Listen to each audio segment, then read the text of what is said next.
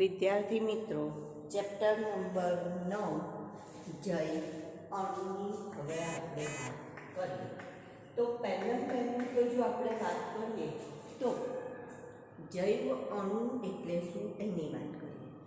તો જીવાવરણમાં વિવિધ પ્રકારના સજીવો આપણને જોવા મળે છે. જે આપણે વાત કરીએ કે વાતાવરણ, જલાવરણ, મૃદાવરણ અને ચોથું છે જીવાવરણ, જેમાં આપણને વિવિધ પ્રકારના સજીવો જોવા મળે, જેમ કે વનસ્પતિ છે, પ્રાણી છે, પછી એ જ રીતના નાના નાના સૂક્ષ્મ જીવો છે. આ બધા જ જે છે એ આપણે જો વિવિધતા એમાં જોઈએ તો ઘણી બધી આપણને વિવિધતા જોવા મળે છે. પણ એમના રાસાયણિક અણુનું બંધારણ જોઈએ અને એમની જે ચયાપચય પ્રક્રિયાઓ જોઈએ તો એ પ્રક્રિયાઓમાં એ આપણને સમાનતા જોવા મળશે. આ જે બધા સજીવો છે જીવાવરણમાં આપણને જે જુદા જુદા સજીવ જોવા મળે છે, તો એમાં બંધારણ અથવા તો એમના કદ, આકાર, એની દ્રષ્ટિએ આપણને શું જોવા મળે છે? વિવિધતા જોવા મળે છે, જુદાપણું. પણ એમનામાં સમાનતા ક્યાં જોવા મળશે? તો કે રાસાયણિક બંધારણ જો એમનું આપણે તપાસીએ તો આપણને સમાનતા જોવા મળશે અને ચયાપચય પ્રતિક્રિયામાં પણ સમાનતા જોવા મળે છે.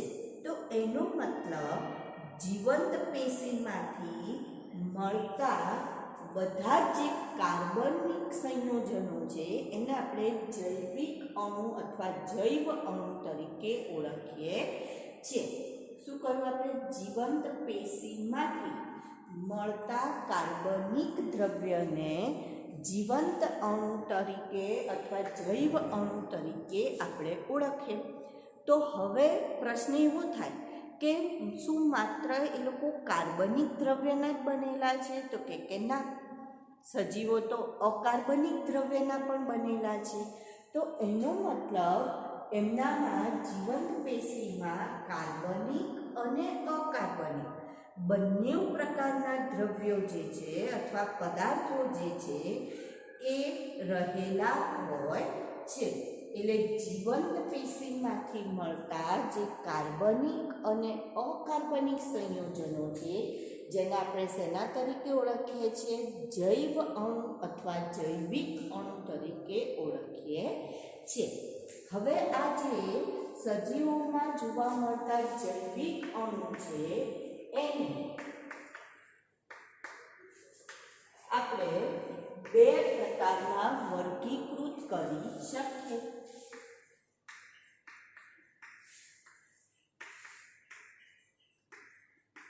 તો પહેલો જે એનો પ્રકાર છે એ છે કાર્બનિક પદાર્થ અર્થાત કાર્બનિક દ્રવ્ય, અને બીજો જે પ્રકાર છે એ આવશે અકાર્બનિક પદાર્થ. તો કોઈ પણ જૈવિક અણુ અથવા જૈવ અણુ કાર્બનિક પદાર્થ અને અકાર્બનિક પદાર્થનો બનેલો છે. કાર્બનિક પદાર્થ અને અકાર્બનિક પદાર્થનો બનેલો છે. હવે કાર્બનિક પદાર્થમાં આપણે કોનો સમાવેશ કરીશું? તો કાર્બોહાઈડ્રેટ્સ અથવા તો એને આપણે કાર્બોદિત તરીકે ઓળખીએ છીએ. કાર્બોદિત અથવા શર્કરા જેને કહેવાય, કાર્બોહાઈડ્રેટ્સ, લિપિડ,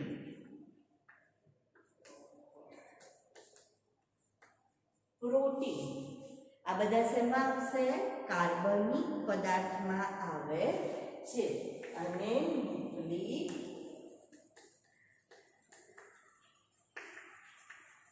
એસિડ. તો કાર્બનિક પદાર્થમાં કાર્બોહાઈડ્રેટ્સ, લિપિડ, પ્રોટીન અને ન્યુક્લિક એસિડનો સમાવેશ થાય. તો અકાર્બનિકમાં કોનો સમાવેશ કરીશું? તો અકાર્બનિકમાં પાણી અને ખનિજ તત્વનો સમાવેશ થાય છે. જ્યારે વિટામિન્સ જે છે એ વિટામિન એ કાર્બનિક અને અકાર્બનિક બંને પદાર્થમાંથી આપણે બંને પ્રકારના પદાર્થોને જોડતો અણુ છે એવું પણ કહી શકાય. તો જૈવિક અણુનું વર્ગીકરણ બે પદાર્થમાં કરવામાં આવે છે, કાર્બનિક પદાર્થ અને અકાર્બનિક પદાર્થ. કાર્બનિકમાં carbohydrates, lipid, protein, nucleic acid. અકાર્બનિકમાં આવશે પાણી અને ખનિજ તત્વ. હજી પણ કાર્બનિક પદાર્થ છે એનું વર્ગીકરણ આગળ થશે, એ એના અણુભારના આધારે આપણે વર્ગીકરણ કરીશું, અથવા તો એસિડમાં દ્રાવ્યતાના આધારે એનું વર્ગીકરણ થશે, જે હવે આપણે વાત કરી રહ્યા છીએ. બરાબર, હવે આપણે એની વાત કરીશું. તો સૌથી પહેલાં તો આપણે જૈવિક અણુ કોને કહેવાય? તો જીવંત પેશીમાં જોવા મળતા કાર્બનિક અને અકાર્બનિક દ્રવ્યોને અથવા પદાર્થને જૈવ અણુ કહે છે. આ એની વ્યાખ્યા થઈ. વ્યાખ્યા પછી આપણે કહ્યું કે જે જૈવિક અણુ છે એને બે ભાગમાં વહેંચી શકાય અથવા વર્ગીકૃત કરી શકાય. સજીવોમાં જોવા મળતા જૈવિક અણુને બે ભાગમાં વહેંચી શકાય, કાર્બનિક પદાર્થ અને અકાર્બનિક પદાર્થ. કાર્બનિક પદાર્થમાં કાર્બોહાઈડ્રેટ્સ, લિપિડ એટલે કે કાર્બોદિત અથવા શર્કરા, લિપિડ, પ્રોટીન અને ન્યુક્લિક એસિડ. જ્યારે અકાર્બનિકમાં પાણી અને ખનિજ તત્વ. વિટામિન્સ જે છે એ કાર્બનિક અને અકાર્બનિક બંનેને જોડતી શૃંખલા છે અથવા પૂરક છે, એટલે કે બંનેમાં એનો સમાવેશ થાય છે. હવે આપણે કાર્બનિક પદાર્થ વિશે જોઈએ, એના વિશેની ટૂંક નોંધ અથવા તો એના વિશેની માહિતી લઈએ. તો સૌથી પહેલાં તો આ જે કાર્બનિક અણુ છે એ, હવે આપણે વાત કરીએ કાર્બનિક પદાર્થ અથવા તો કાર્બનિક અણુ અથવા તો બૃહદ અણુ, બૃહદ જૈવ અણુ. ટૂંક નોંધ લખો. તો સૌથી પહેલાં આપણે વાત કરીએ કે જે કાર્બનિક પદાર્થ છે એ શેનો બનેલો હોય? તો કાર્બનિક પદાર્થ એ કાર્બન, હાઇડ્રોજન, ઓક્સિજન, નાઇટ્રોજન. સામાન્ય રીતે કાર્બન, હાઇડ્રોજન, ઓક્સિજન અને નાઇટ્રોજન આ મોટા પ્રમાણમાં હોય, વધારે પ્રમાણમાં હોય, અને ફોસ્ફરસ અને સલ્ફર ઓછા પ્રમાણમાં હોય.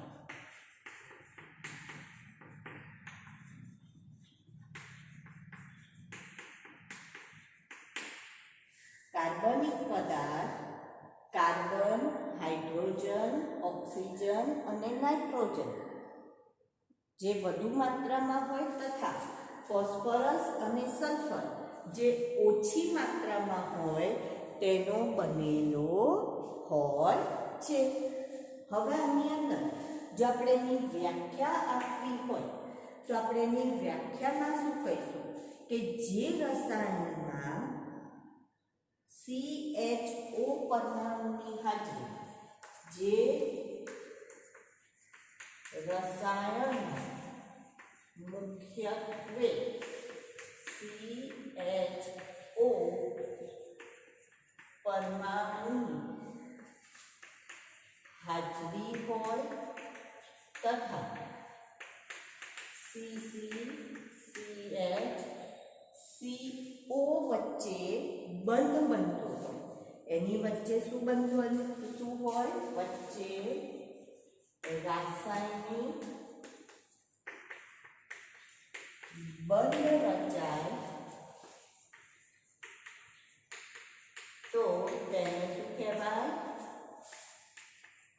કાર્બનિક સંયોજન અથવા કાર્બનિક પદાર્થ અથવા કાર્બનિક અણુ કહે છે. તો એને શેના તરીકે ઓળખીશું? કાર્બનિક પદાર્થ તરીકે.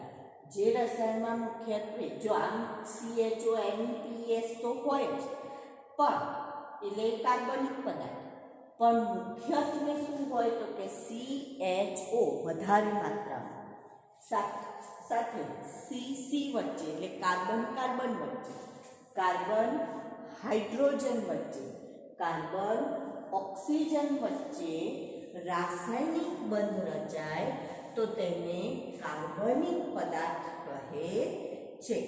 હવે સજીવોમાં જોવા મળતા જે રાસાયણિક સંયોજન છે એ બે પ્રકારમાં આપણે એને વર્ગીકૃત કરીશું. જે રાસાયણિક સંયોજન એને કેટલા પ્રકારમાં વર્ગીકૃત કરીશું? બે પ્રકારમાં. સજીવોમાં જોવા મળતા રાસાયણિક સંયોજન એને કેટલા પ્રકારમાં વર્ગીકૃત કરાય? બે પ્રકારમાં એને વર્ગીકૃત કરવામાં આવે છે. હવે જો પહેલી વાત કરીએ કે જેનું અણુભાર 1000 ડાલ્ટન, જો અણુભાર શેમાં માપવામાં આવે છે તો એનો એકમ છે ડાલ્ટન. તો જેનું અણુભાર 1000 ડાલ્ટનથી ઓછો હોય તેવા અણુ અને જેનો અણુભાર 1000 ડાલ્ટનથી વધુ હોય એટલે લગભગ 10000 ડાલ્ટનથી વધુ હોય તેવા અણુ, આવી રીતના એને બે આપણે ભાગમાં વિભાજિત કરીએ છીએ. તો જેનો અણુભાર ઓછો છે એને આપણે શેના તરીકે ઓળખીશું? સૂક્ષ્મ જૈવ અણુ તરીકે ઓળખીએ છીએ. અને જેનો અણુભાર વધારે છે એને શેના તરીકે ઓળખીશું? બૃહદ જૈવ અણુ તરીકે ઓળખીએ છીએ. તો અહીંયા અણુભાર, તો આનો અણુભાર કેટલો છે? 1000 ડાલ્ટનથી ઓછો. 1000 ડાલ્ટનથી, ડાલ્ટન એટલે ઈ કહેવાય. ડાલ્ટનને શેના તરીકે ઓળખીશું? DE તરીકે ઓળખે છે. તો 1000 ડાલ્ટનથી ઓછો હોય છે. અને અહીંયા જોઈએ તો 10000 ડાલ્ટન કે તેથી વધુ હોય છે. અણુભાર 10000 ડાલ્ટન કે તેથી વધુ હોય છે. તો એને શું કહીશું? બૃહદ જૈવ અણુ કહીશું. હવે જો એની દ્રાવ્યતા જોઈએ તો સૂક્ષ્મ જૈવ અણુને એસિડમાં દ્રાવ્ય છે. એ કેવા છે? એસિડમાં દ્રાવ્ય છે. કારણ કે એનો અણુભાર ઓછો છે માટે એ એસિડમાં દ્રાવ્ય છે. જ્યારે બૃહદ જે છે એ એસિડમાં, પાણીમાં અદ્રાવ્ય હોય તો એસિડમાં પણ કેવા છે? તો કે અદ્રાવ્ય હોય છે. એસિડમાં પણ કેવા છે? અદ્રાવ્ય હોય છે. જો એનું અન્ય નામ આપણે આપીએ, એનું અન્ય નામ, હવે એનું જો અન્ય નામ આપણે જોઈએ, સૂક્ષ્મ જૈવ અણુ જે છે એને સરળ અણુ તરીકે પણ ઓળખવામાં આવે છે. સરળ કારણ કે એનો અણુભાર કેવો છે તો કે ઓછો છે એટલે એને સરળ અણુ તરીકે પણ ઓળખી શકાય. અન્ય નામ શું છે એનું તો કે સરળ અણુ તરીકે એને ઓળખી શકાય. જ્યારે બૃહદ જે છે એને જૈવિક મહાઅણુ તરીકે ઓળખવામાં આવે છે. શેના તરીકે ઓળખીશું? જૈવિક મહાઅણુ તરીકે ઓળખીએ છીએ. તો જો અણુભાર, દ્રાવ્યતા, અન્ય નામની વાત કરી. હવે એનાથી આગળ આપણે વાત કરીએ તો ઉદાહરણ લઈએ આપણે. તો ઉદાહરણમાં આનું ઉદાહરણ છે પ્રાથમિક અને દ્વિતીય ચયાપચયકો, પ્રાથમિક અને દ્વિતીય ચયાપચયકો એ એનું ઉદાહરણ હશે. પ્રાથમિક અને દ્વિતીય ચયાપચયકો એ સૂક્ષ્મ જૈવ અણુનું ઉદાહરણ આવશે, જ્યારે બૃહદ જૈવ અણુના ઉદાહરણમાં protein, nucleic acid, polysaccharide, nucleic acid. જો હવે જ્યારે ન્યુક્લિક એસિડ આવશે ને ત્યારે હું એને શબ્દ લખીશ, ન્યુક્લિક એસિડ.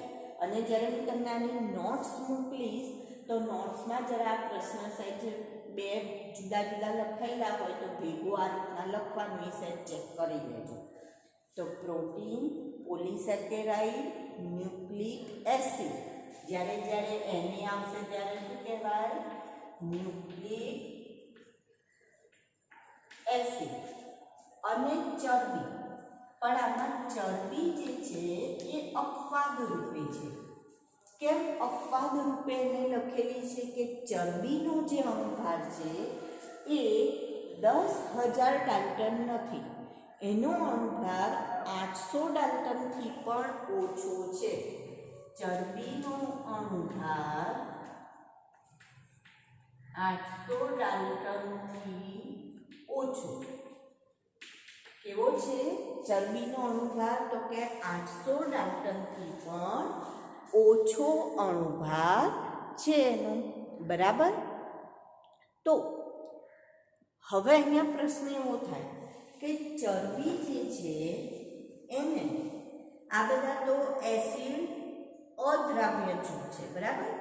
તો જે એસિડ દ્રાવ્ય જૂથ છે એટલે કે આ જૂથ સૂક્ષ્મ જૈવ અણુ જે કોષરસીય દ્રવ્ય સંગઠનનું પ્રતિનિધિત્વ કરે છે. કોષરસીય દ્રવ્ય સંગઠનનું એટલે જે બધા કોષરસમાં દ્રવ્યો હોય એનું પ્રતિનિધિત્વ કરવાનું કામ કોણ કરે? એટલે કોષરસના બંધારણમાં જે દ્રવ્યો હોય એનું પ્રતિનિધિત્વ કરવા માટે આ સૂક્ષ્મ જૈવ અણુ આવેલા છે. એટલે કે કોષરસ બનાવવા માટે જે જવાબદાર દ્રવ્યો છે એ કયા છે? તો કે સૂક્ષ્મ જૈવ અણુ છે. બરાબર. સારું. તો ચરબીને અહીંયા આપણે એવું કહીએ છીએ. હવે પ્રશ્ન આપણને એવો થાય કે ચરબી જે છે અથવા લિપિડ એના માટે શબ્દ વપરાય તો લિપિડનો અણુભાર ઓછો છે છતાં તેનો સમાવેશ એસિડ અદ્રાવ્ય જૂથમાં એટલે કે બૃહદ જૈવ અણુમાં કરવામાં આવે છે. કારણ આપો. તો લિપિડ એ આપણને કઈ રીતના અથવા ચરબી કઈ રીતના જોવા મળશે? તો કે ચરબી આપણને કયા સ્વરૂપે જોવા મળે છે? કોષરસ પટલ અને અન્ય પટલના બંધારણમાં જોવા મળશે. ચરબી અથવા તો લિપિડ જેને કહીએ એ આપણને કયા સ્વરૂપે જોવા મળશે? તો કે કોષરસ પટલ જે છે એના બંધારણ સ્વરૂપે એની રચનામાં આપણને જોવા મળશે. કોષરસ પટલ અથવા અન્ય પટલની રચનામાં જોવા મળશે. હવે જ્યારે આપણે કોષને તોડીએ છીએ, પેશીને કે કોષને તોડીશું, ખલદસ્તા વડે જ્યારે એને ખાંડીશું તો એ વખતે આ કોષરસ પટલ તૂટશે. અને એ તૂટશે ત્યારે એ પુટિકામાં ફેરવાઈ જાય છે. તૂટે એટલે શેમાં ફેરવાય છે? તો કે પુટિકામાં ફેરવાય છે. કોષરસ પટલ જે બધી કોષીય રચના છે એ બધી વિઘટિત થઈ જશે અને કોષરસ પટલ અને અન્ય જે પટલ હશે જે બાકી રહી જશે, બીજી બધી જે રચનાઓ હોય એ વિઘટિત થઈ જાય અને જે આ પટલો હોય એ બાકી રહી જાય તો એ ટુકડા થઈને શેમાં પરિણમશે? પુટિકામાં પરિણમે છે. હવે જે પુટિકા છે એ પાણીમાં અદ્રાવ્ય છે અને જે પાણીમાં અદ્રાવ્ય છે એ એસિડમાં પણ કેવી છે? તો કે એસિડમાં પણ એ દ્રાવ્ય થતી નથી. એસિડમાં પણ અદ્રાવ્ય રહે છે. માટે લિપિડ એસિડમાં અદ્રાવ્ય હોવા છતાં બૃહદ અણુ એનો અણુભાર ઓછો છે, છતાં એનો શેમાં સમાવેશ કરેલો છે? તો કે એનો સમાવેશ બૃહદ અણુમાં કરેલો છે. બરાબર. તો આ આપણે વાત કોની કરી રહ્યા છે? કાર્બનિક અણુની વાત કરી. આપણે કોની વાત કરી? કાર્બનિક અણુની વાત કરી. હવે જો આપણે સજીવ અને નિર્જીવમાં જોવા મળતા તત્વોની અહીંયા એક આપણને તુલના આપેલી છે. સજીવ અને નિર્જીવમાં જોવા મળતા તત્વોની તુલના.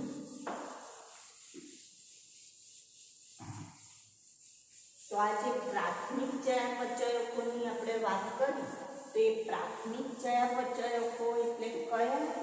તો એ અત્યારે આપણે જે હાઇડ્રોજન, ઓક્સિજન, નાઇટ્રોજન, સલ્ફર એ બધાને પ્રાથમિક ચયાપચયકો તરીકે પણ ઓળખી શકાય. હવે સજીવ અને નિર્જીવમાં જોવા મળતા તત્વોની તુલનાની જો વાત કરીએ,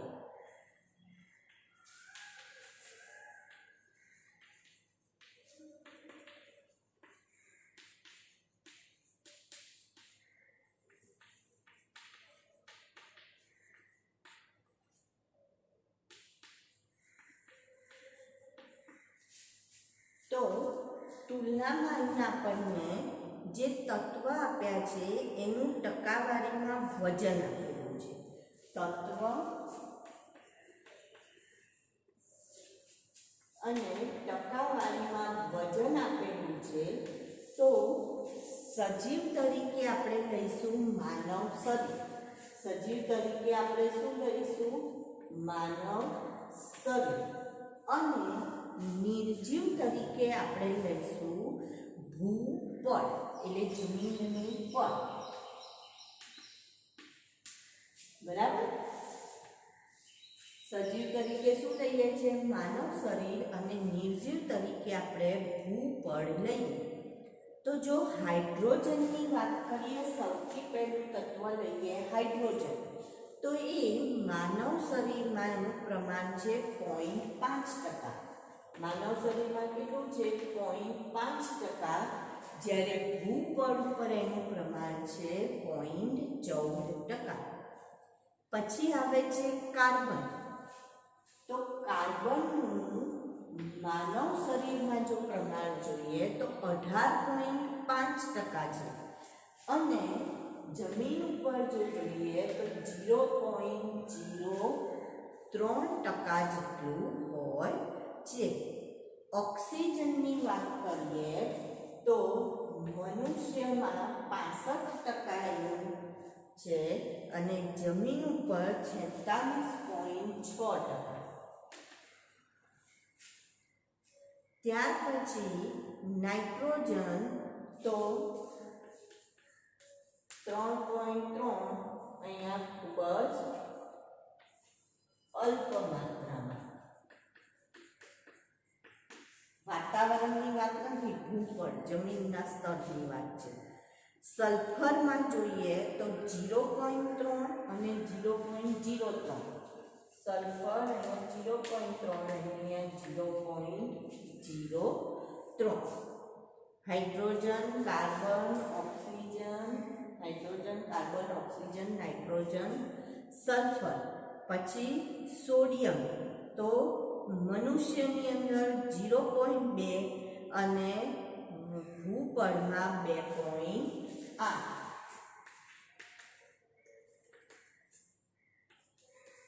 આ સોડિયમની વાત છે.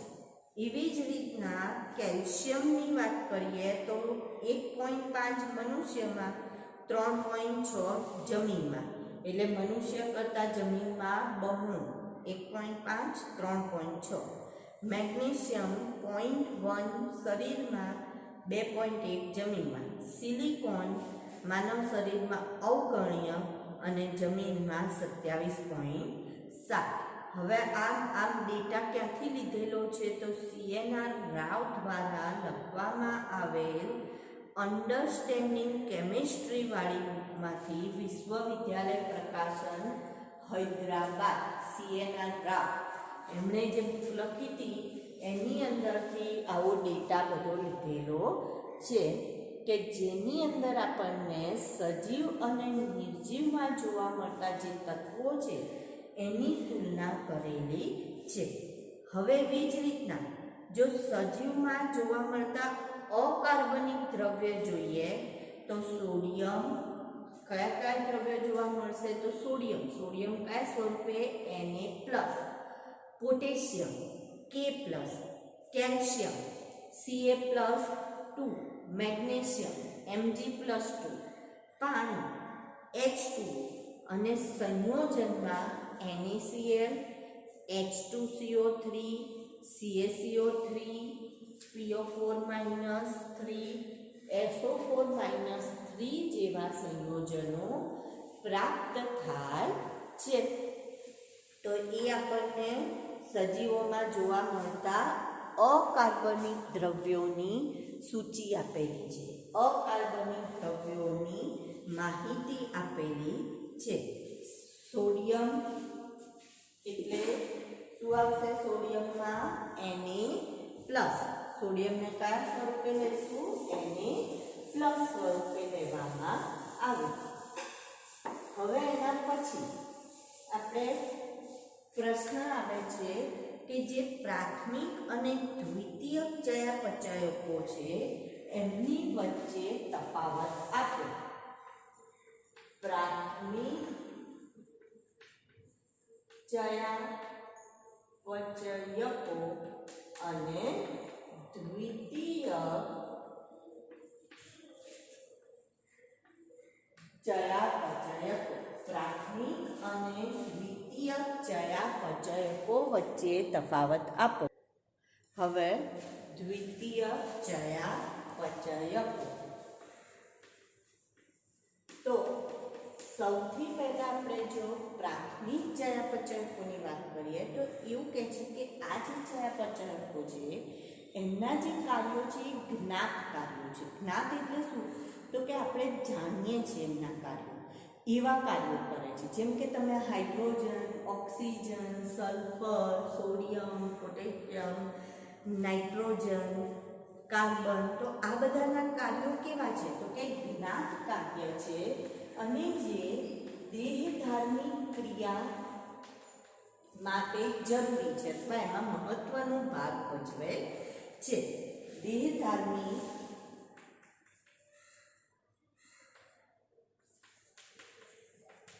ક્રિયામાં મહત્વનો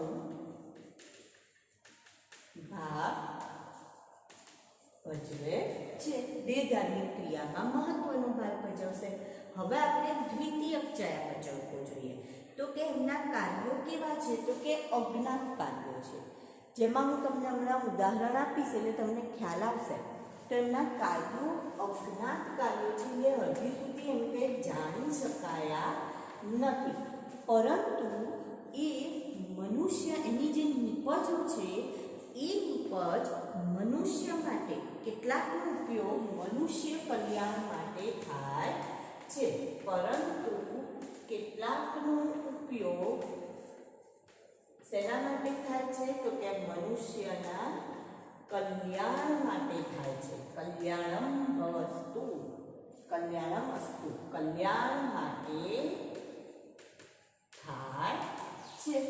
બરાબર? કેટલાકનો ઉપયોગ, જેમ કે રબર, એક ઉદાહરણ આપણે લઈએ, રબર. તો રબરનો ઉપયોગ શેના માટે કરીએ છીએ? ઔષધ દવાઓ, જેનો ઉપયોગ આપણે આપણા કલ્યાણ માટે કરીએ છીએ. તો પ્રાથમિક ચયાપચયકો જે છે જેમાં ઉદાહરણ મેં તમને આપી દીધા. કયા ઉદાહરણ આપ્યા આપણે? તો ઉદાહરણમાં hydrogen, sulphur, carbon, oxygen, nitrogen, sodium, આ બધા એના ઉદાહરણ થયા. બરાબર? તો આનું આપણા શરીરમાં શું કાર્ય છે આપણને ખબર છે. ક્યાં વનસ્પતિમાં પણ શું કાર્ય છે પણ આપણે જાણીએ છીએ, એટલે જ્ઞાત કરીએ છીએ. હવે જો દ્વિતીયક ચયાપચયકો જોઈએ તો દ્વિતીયક ચયાપચયકોમાં એવું કહે છે કે રંજક દ્રવ્યો પહેલા દ્વિતીયક ચયાપચયકો લઈએ તો કયા છે તો કે રંજક દ્રવ્ય.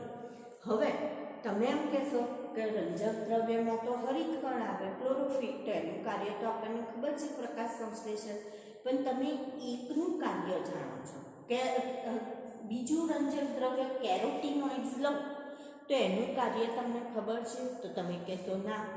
ત્રીજું રંજક દ્રવ્ય ઝેન્થોફિલ લો, કાર્ય ખબર છે તો કહેશો ના. ચોથું આપણે લઈએ એન્થોસાયનિન, તો ખબર છે તો ના. તો તમે ખાલી એક રંજક દ્રવ્યનું કાર્ય જાણો છો, બીજાનું હજી આપણે જાણતા નથી, બરાબર.